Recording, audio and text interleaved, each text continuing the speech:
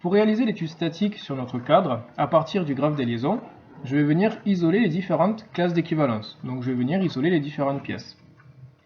Maintenant qu'on a le graphe des liaisons réalisé, ça va être plus simple d'isoler parce que, au lieu de réfléchir, on va n'avoir besoin que de lire le graphe des liaisons. Par exemple, si je veux isoler la pièce 4, j'isole la pièce 4, je fais le tour de mon ensemble, comme ceci. Et lorsque je fais mon tour, je m'aperçois que je vais venir couper ici une fois et ici une fois. Ce qui veut dire que si mon graphe des liaisons est bien fait, ma pièce 4 n'est en contact que deux fois. Une fois avec la pièce 3 au point B et une fois avec le cadre 0 au point A. Je regarde sur mon schéma, je m'aperçois qu'il n'y a en effet qu'un seul contact ici et là. Donc vu que je n'ai deux contacts, je vais pouvoir remplir le tableau.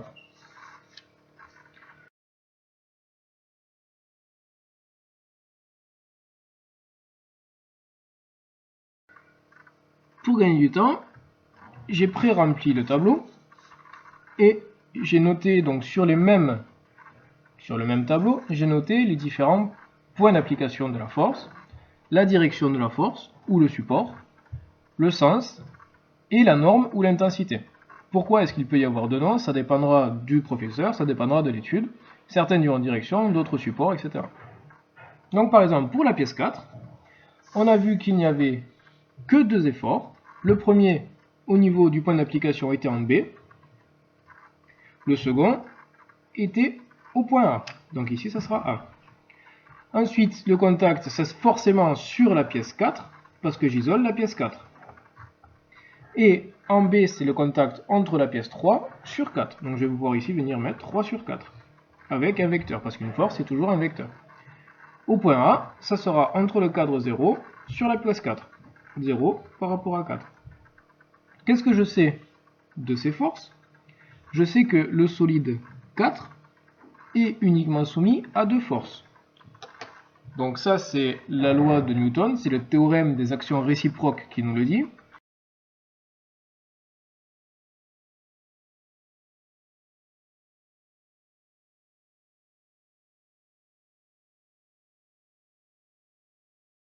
Il nous dit que si un solide, par exemple la règle, est soumis à deux forces, mais forcément, ces deux forces seront ou comme ça, ou comme ça.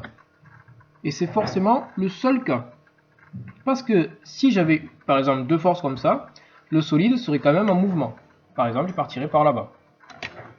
Donc, vu qu'on n'a que deux forces, obligatoirement, ces deux forces seront dirigées suivant la droite, si je regarde ici, suivant la droite AB. Donc forcément, la direction sera la droite AB. Et l'autre direction pour la force A sera aussi la droite AB.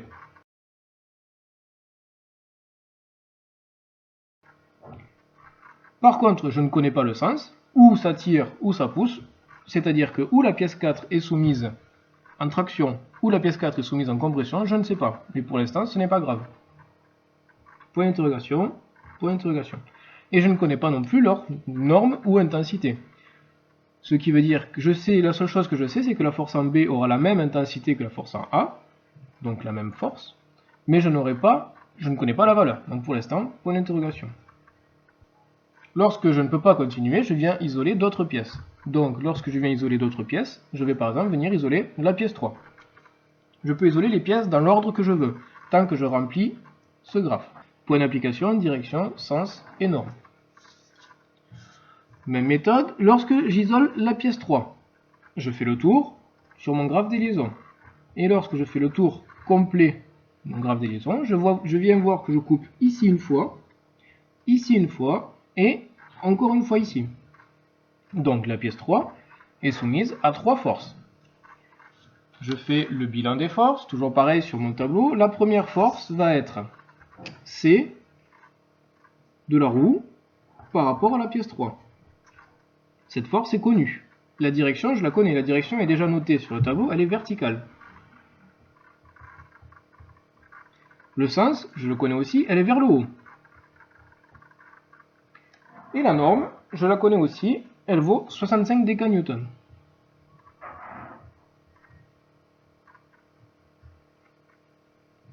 Celle-ci, je la connais entièrement. Ensuite, la pièce 3 va venir en contact avec le basculeur 2. Le basculeur au niveau du point D. Donc je ne connais pas cette force, je sais juste qu'il va y avoir D du solide 2 par rapport à 3. Je ne connais pas sa direction, je ne connais pas son sens, et je ne connais pas sa norme. Je ne sais pas encore combien de vous. Ensuite, je continue mon tour, et je m'aperçois qu'elle vient en contact avec la pièce 4, au niveau du point B. Donc ça sera B de 4 par rapport à 3. Toujours pareil, je mets le solide isolé à la fin. Je ne connais pas sa direction, je ne connais pas son sens, et je ne connais pas sa norme.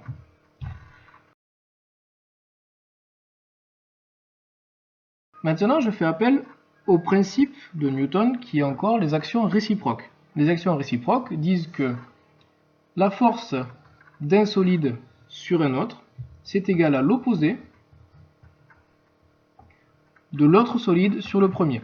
Ce qui veut dire que F, par exemple, de 3 par rapport à 4, ça sera égal à moins F de 4 par rapport à 3.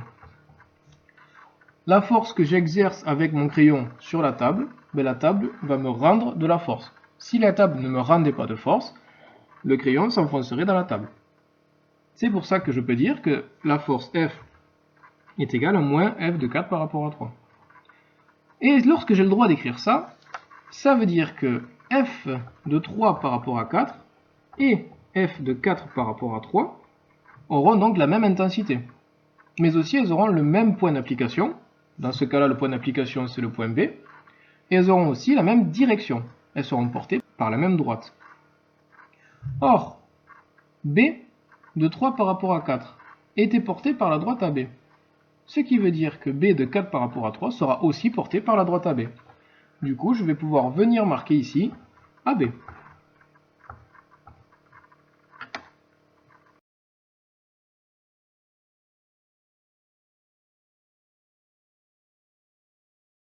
Maintenant que je connais le support de cette force, je vais pouvoir venir faire l'étude graphique.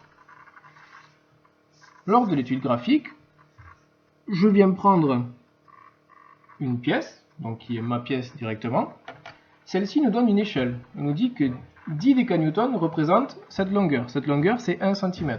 10 décanewtons fait 1 cm, donc si j'ai 65 décanewtons, ça va me faire 6 cm demi. Donc je trace une droite qui va être ma force ici de 6 cm demi. Mais cette force est portée par la droite support de cette force. La droite support est expliquée ici, qui nous dit que c'est une droite verticale. Donc je viens venir tracer une droite verticale, un pointillé. Le schéma nous donne déjà cette droite et nous explique que cette droite est la parallèle à la droite AB. Ce qui veut dire que cette droite-là va donc être le support de la force B de 4 par rapport à 3. Et on s'aperçoit que ce support-là plus ce support-là se coupent en un même point. Pour faire une étude statique sur un solide, il faut que la somme des forces soit égale à 0, mais il faut aussi que la somme des moments liés à ces forces soit égale à 0.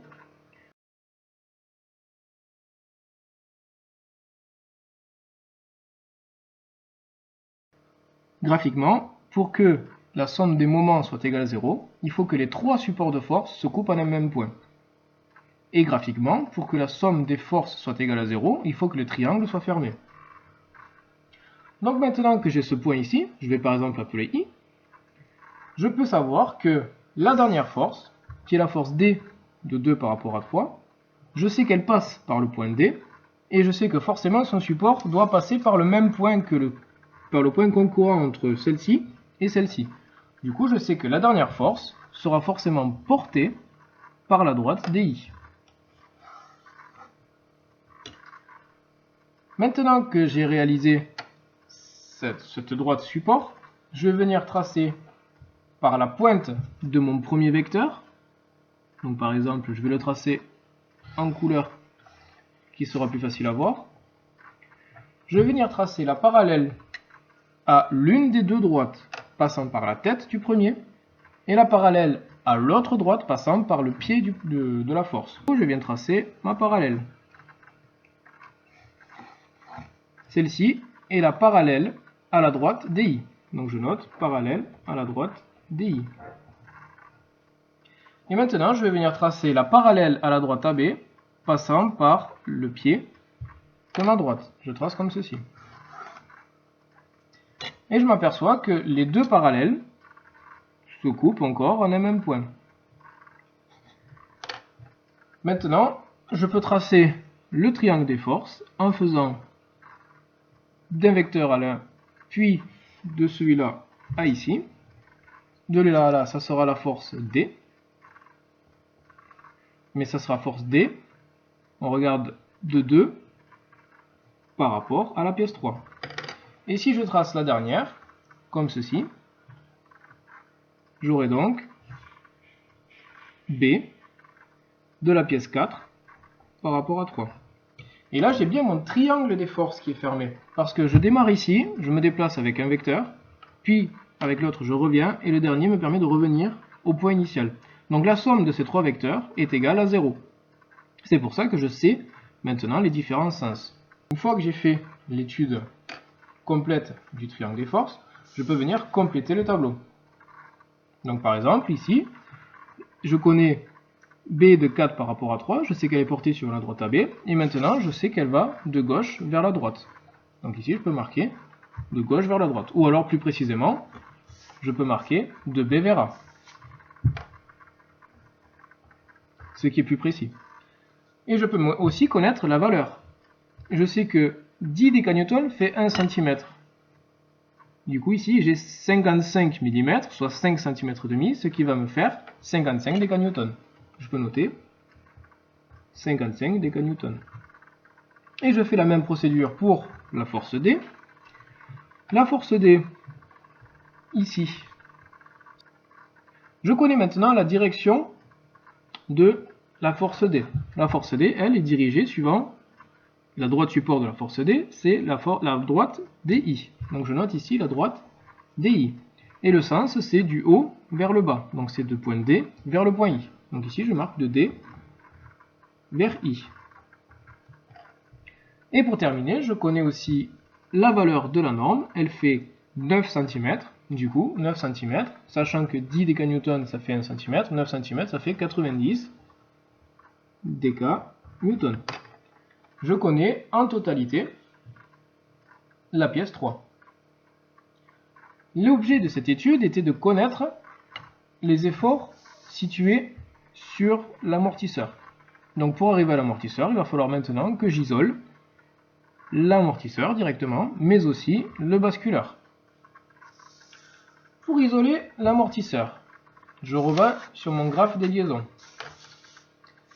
L'amortisseur est ici, je refais le tour de mon système graphe des liaisons et je m'aperçois qu'il y a deux points de contact. Un point de contact ici et un point de contact ici. Du coup, je vais avoir deux forces. Une force du basculeur sur l'amortisseur et une force du cadre sur l'amortisseur. Donc je vais noter en G et en F. Je vais avoir G de 0 par rapport à mon amortisseur 1. Et je vais avoir aussi F de ma pièce 2 basculeur sur l'amortisseur. Le solide 1 est soumis uniquement à deux forces. Donc pour les mêmes raisons que la pièce 4, je peux dire que les deux forces sont suivant la droite FG.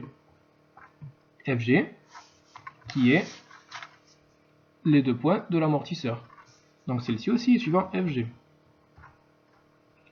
Le sens, je ne le connais pas encore. Peu importe, où l'amortisseur est en compression ou l'amortisseur est en traction.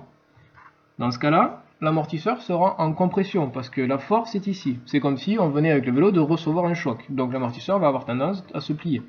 Pour l'instant, je ne le sais pas. Et les normes, je ne les connais pas. Je sais juste que ça sera la même valeur. Une fois que j'ai terminé l'étude de la pièce 1, je vais passer à l'isolement de la pièce 2. La pièce 2, elle, si je reviens sur mon graphe des liaisons, est soumise, toujours pareil en faisant le tour du graphe des liaisons, est soumise à trois forces. Une ici et une ici. Une force au point D avec le haut bas en 3, donc ça sera D de 3 par rapport à 2. Ensuite, une force par rapport au cadre au point E, donc ça sera E du cadre 0 par rapport à 2. Et la dernière, de l'amortisseur par rapport au basculeur. Donc ça sera F de 1 par rapport à 2. Je m'aperçois ici que j'ai F de 1 par rapport à 2, et ici j'ai F de 2 par rapport à 1. Ce qui veut dire que F de 1 par rapport à 2 sera aussi porté sur la droite FG. Pour la même raison que la force B de 4 par rapport à 3 était même portée par la droite AB, de même que B de 3 par rapport à 4. Je ne connais pas le sens et je ne connais pas la norme. E de 0 par rapport à 2, je ne connais pas le sens, je ne connais pas la norme, et je ne connais pas non plus la direction. Donc je vais marquer 3 points d'interrogation. Et pareil pour la dernière, D de 3 par rapport à 2. Qu'est-ce que je connais sur D de 3 par rapport à 2? Mais je connais déjà D de 2 par rapport à 3. Or, D de 2 par rapport à 3, on sait qu'il était porté sur la droite DI. Donc D de 3 par rapport à 2 sera aussi porté sur la droite DI. De la même façon que la force portée 4 par rapport à 3 était portée par la droite AB, autant que 3 par rapport à 4. B de 3 par rapport à 4. Donc je sais que ça sera DI. Le sens, je le connais aussi. Si par exemple D de 2 par rapport à 3 va de D vers I, donc D de 3 par rapport à 2 ira de I vers D. Ils vont dans le sens opposé. Ils sont portés par la même droite support, mais ils iront dans le sens opposé. Et la norme, je la connais aussi. Vu que la norme, même si c'est de sens opposé, la norme, ce sera aussi 90 dkN. Porté par la droite DI. Je connais un vecteur complet, donc une force complète. Je connais un support sur une autre des forces, je peux revenir faire une étude graphique. On nous a déjà tracé sur cette étude graphique la droite support de la force de l'amortisseur sur le basculeur 2. Je trace la parallèle ADI approximativement. Je m'aperçois, pareil que tout à l'heure, que les différents supports se coupent en un même point. Ce point ici, je vais l'appeler H. D'après le théorème de Newton, pour qu'un solide soit isolé, il faut que la somme des forces soit égale à 0, mais aussi la somme des moments soit égale à 0. Or, pour que les moments soient égaux à 0, il faut que l'ensemble des supports des forces se coupe en un même point. Il y a déjà ce support de force qui se coupe à ce point et celui-là à ce point. Forcément, la dernière va se couper comme ceci. Je connais les trois différents supports. Maintenant, on nous donne dans cette échelle que 20 dkN représente 1 cm. Donc je vais avoir 90 dkN qui vont représenter 4 cm et demi. Donc je trace 4 cm et demi dans ce sens. Et je mets bien la pointe en haut parce que je sais que ma force D va de I vers D.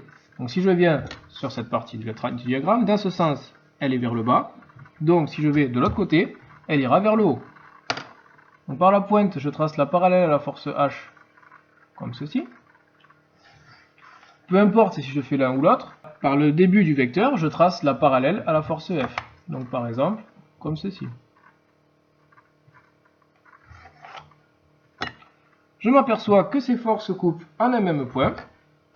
Bien évidemment, pour avoir plus de précision, il faut tracer des parallèles comme il faut. Je peux tracer ici la force entre la pointe et le bas. Et la dernière sera entre ici, le bas, et le haut. La force D sera D de la pièce 3 par rapport à la pièce qu'on isole 2. La force orange sera située au point E, donc ça sera E de 0 par rapport à 2. La force verte sera celle de l'amortisseur, donc ça sera F de 1 par rapport à 2. Je prends les différentes valeurs. Ici, j'ai 4 cm, ce qui me fait 80 dkN. Donc au niveau de F, je peux noter 80 dkN. Le sens de F, je le connais, ça sera du bas vers le haut. Donc je peux noter du bas vers le haut. Et la dernière, la E, ça sera du haut vers le bas. Donc je note du haut vers le bas. Ensuite, je prends la valeur de celui-ci, donc ça fait 7 cm et demi, ce qui me fera 150 décanewtons. Or, je sais maintenant que la force en F de 1 par rapport à 2 est aussi la même valeur que la force en F de 2 par rapport à 1. Du coup, je sais que dans l'amortisseur, je vais devoir encaisser 80 décanewtons. Cette étude graphique a été faite approximativement. Si vous le faites plus précisément en mettant des parallèles parfaites, etc., vous trouverez une valeur légèrement plus grande et surtout une valeur bien plus précise. Donc je sais que dans ce cas, mon amortisseur sera contraint à avoir une force de 80 décanewtons et il sera comprimé. Je vais pouvoir le dimensionner et acheter le bon amortisseur.